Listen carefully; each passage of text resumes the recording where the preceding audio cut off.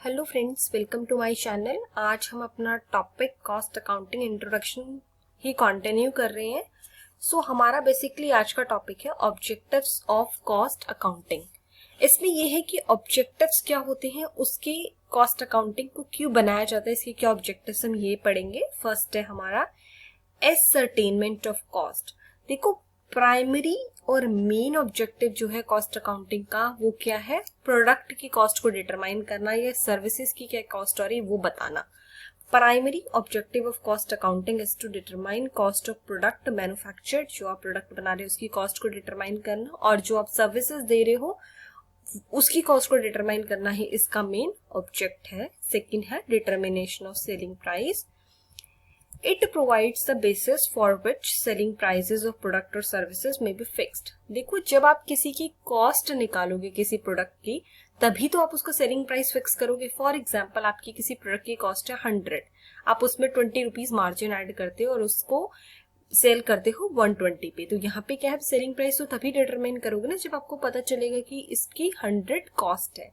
Point number 3 है हमारा cost control.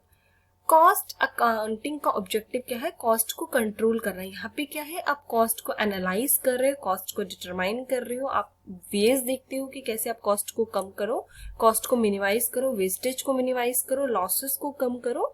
Cost accounting aims at improving profitability. Profitability को improve करता है but by controlling and reduce cost. इसमें क्या होगा, कॉस्ट को कंट्रोल करेंगे और रिड्यूस करेंगे। For this purpose, various techniques like standard costing, budgetary cost are used. Point number 4 है हमारा guide for managerial decision making. Cost accounting क्या है, एक गाइड है मैनेजर को डिसीजन मेकिंग के लिए, मैनेजरियल को, मैनेजमेंट को। It provide guidelines for managerial decision. ये मैनेजरियल डिसीजन लेने के लिए हेल्पफुल करती है। जैसे मेक और बाय का डिसीजन है, बनाएं या खरीदें, कीप और रिप्लेस, रखें या उसको रिप्लेस करें, कंटिन्यू और ड्रॉप करें। तो ये सब क्या है, कॉस्ट अकाउंटिंग के ऑब्जेक्टिव्स हैं। ऐसे ही हमारा एडवांटेजेस ऑफ कॉस्ट अकाउंटिंग है, मतलब कॉस्ट अकाउंटिंग के हमारे क्या क्या फायदे हैं और आगे हम पढ़ेंगे क्या क्या नुकसान है। फर्स्ट हमारा एडवांटेजेस क्या है, it help the management in fixation of prices. इससे क्या होता है, बेसिकली जैसे अभी मैंने आपको बताया कि आप इससे कॉस्ट कैलकुलेट करते हो, उसी के बेस पे क्या होता है, आप सेलिंग प्राइस फिक्स कर पाते हो। तो ये इसका एडवांटेज है कि it helps the management in fixation of prices. Point number 2 है it provide data and information. ये डेटा प्रोवाइड करता है, इंफॉर्मेशन प्रोवाइड करता है, which helps the management in taking decision. और ये क्या होता है, इससे मैनेजमेंट डिसीजन ले सकती है। कैसे डिसीजन, मेक और बाय, सेम जो भी रिपीट करा कि खरीदे या बनाए, शट डाउन और कंटिन्यू, इसको शट डाउन करें या कंटिन्यू करें, introduction of new product etcetera. तो ये क्या होता है, ये डेटा बताता है, इंफॉर्मेशन बताता है सारी चीज को, ताकि चीजें एनालाइज हो सके। पॉइंट नंबर 3 है इट कैलकुलेट्स अनप्रॉफिटेबल एक्टिविटीज। ये क्या कैलकुलेट करता है, जो एक्टिविटीज अनप्रॉफिटेबल है, जिनसे कोई प्रॉफिट नहीं हो रहा है। Losses and wastage of material, कहीं आपको लॉस हो रहा है, कहीं मटीरियल का वेस्टेज हो रहा है।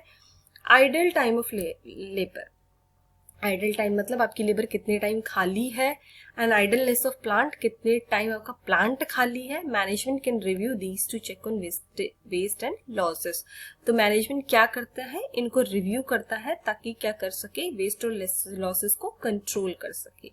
पॉइंट नंबर 4 है cost accounting help the management in cost control. Basically aim क्या है, कॉस्ट को कंट्रोल किया जाए। आप जब कॉस्ट को एनालाइज करोगे तभी तो आप कॉस्ट को कंट्रोल करोगे। तो ये कॉस्ट अकाउंटिंग का एडवांटेज है। पॉइंट नंबर 5 है cost accounting provides an independent and reliable check on accuracy of financial accounts. Basically cost accounting क्या बनाता है, एक इंडिपेंडेंट और रिलायबल चेक बनाता है, किस पे, फाइनेंशियल अकाउंट्स पे भी। पॉइंट नंबर 6 है detailed cost of material, labour and overhead reveals actual and potential sources of cost saving and reduction. देखो, जब आप डिटेल में मटेरियल की कॉस्ट बनाते हो, लेबर की कॉस्ट बनाते हो, ओवरहेड्स बताते हो, तो उससे क्या पता चलता है, आपको पता चलता है, इससे क्या पता चलता है, एक्चुअल एंड पोटेंशियल सोर्सेज आपको पता चलता है कि कॉस्ट सेविंग और रिडक्शन कैसे की जाए। तो ये सब क्या है, कॉस्ट अकाउंटिंग के एडवांटेजेस जो हमने डिस्कस करे। पॉइंट नंबर नेक्स्ट पॉइंट है objection against cost accounting. Cost accounting के क्या क्या ऑब्जेक्शन है? फर्स्ट है, कोई कहता है इट इज एक्सपेंसिव। एक्सपेंसिव मतलब महंगा होना। कैसे एक्सपेंसिव है? A cost accounting system involves recording. इसमें क्या होगा? आपको रिकॉर्डिंग करनी पड़ेगी, क्लासिफिकेशन करना पड़ेगा, एलोकेशन करना पड़ेगा, which required considerable amount of clerical work. ये बोला जाता है कि कॉस्ट अकाउंटिंग के लिए आपको अलग से डेटा मेंटेन करना पड़ेगा, अलग से इंफॉर्मेशन इकट्ठी करनी पड़ेगी। इससे क्या है, एक क्लरिकल वर्क बढ़ता है, इसीलिए क्या है ये एक्सपेंसिव है। इसके लिए आपको अलग से एम्प्लॉयज हायर करने पड़ेंगे, इसीलिए ये एक्सपेंसिव है। सेकेंड पॉइंट है, it leads to increase in workload. और इससे क्या होगा? वर्कलोड बढ़ेगा। कैसे? Preparation of reconciliation statement between the cost account and financial account is necessary. ये बोला गया है पॉइंट में कि रिकंसिलिएशन स्टेटमेंट बनाना जरूरी है, जो कि कुछ पीरियड ऑफ टाइम पे आपको बनाना पड़ेगा ताकि आपको पता चल पाए आपके कॉस्ट अकाउंटिंग और फाइनेंशियल अकाउंटिंग में कोई गैप तो नहीं है। This may leads to increase in workload, और इससे क्या होता है? वर्कलोड भी बढ़ता है। तो ये हमारे क्या है? डिसएडवांटेजेस ऑफ कॉस्ट अकाउंटिंग, जो बहुत ही कम है ऐसा कुछ लोग मानते हैं, which is not true. Next एक पॉइंट है जो इन दोनों पॉइंट्स को क्या करता है? ओवरलैप करता है, जो बताता है कि ये दोनों पॉइंट्स गलत है। कैसे? The basic aim of cost accounting, जो बेसिक एम है कॉस्ट अकाउंटिंग का क्या है? Is minimising cost. कॉस्ट को कम करना by avoiding waste at all stages. Waste को अवॉइड करना हर स्टेजेस पे, ये मेन बेसिक एम है कॉस्ट अकाउंटिंग का। मिनिमाइज कॉस्ट करना, it will be wrong to call it expensive. इसको एक्सपेंसिव बोलना गलत होगा। In fact it is profitable investment, बल्कि ये क्या है? प्रॉफिटेबल इन्वेस्टमेंट है। आप एक ऐसा काम करने जा रहे हैं, ऐसे लोगों को लगा के काम कर रहे हो जहां पे क्या है आपको फायदा होगा, आपकी कॉस्ट कम होगी। In this age of competition globalisation, इस एज में जहाँ पे इतना कंपटीशन है, इतनी ग्लोबलाइजेशन है, सारी चीजें बहुत ही एडवांस्ड हो चुकी हैं, costing is not unnecessary. Costing unnecessary नहीं है, but must for each manufacturer.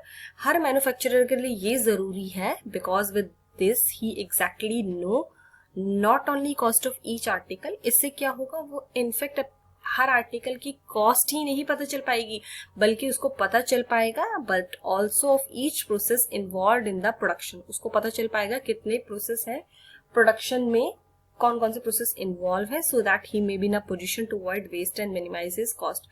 जब वो सारे स्टेप्स को एनालाइज करेगा, वो देखेगा ना कि कौन सा स्टेप फालतू है, जिससे क्या हो रहा है, पैसा ज्यादा लग रहा है, वो उसको अवॉइड करेगा और कॉस्ट को मिनिमाइज करेगा। तो हम ये बोल सकते हैं, ये बोलना बिल्कुल टोटली रॉन्ग है कि कॉस्ट अकाउंटिंग से आपको ज्यादा कॉस्ट पड़ती है, ऐसा नहीं है, ये बल्कि कॉस्ट को मिनिमाइज करता है। सो होप सो फ्रेंड्स, आपको ऑब्जेक्टिव, एडवांटेजेस और डिसएडवांटेजेस क्लियर हुए होंगे। अगर आपको टॉपिक से पर्टेनिंग कोई भी प्रॉब्लम है तो आप कमेंट सेक्शन में मेंशन कर सकते हो। अगर आप इससे पर्टेनिंग नोट्स बाय करना चाहते हैं तो आप मेरी ईमेल आईडी पे कांटेक्ट कर सकते हो। Thank you friends for watching my channel. So please don't forget to like, share and subscribe.